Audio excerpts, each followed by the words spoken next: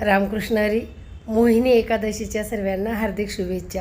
संत एकनाथ महाराजांनी म्हटलं आहे ना, आवडीने भाव हरिनाम घेसी, आवडीने भाव हरिनाम घेसी, तुझी चिंता त्यासी सर्व आहे, तुझी चिंता त्यासी सर्व आहे, आवडीने भाव हरिनाम घेसी, आवडीने भाव हरिनाम घेसी, तुझी चिंता त्यासी सर्व आहे, तुझी चिंता त्यासी सर्व आहे, आवडीने भाव.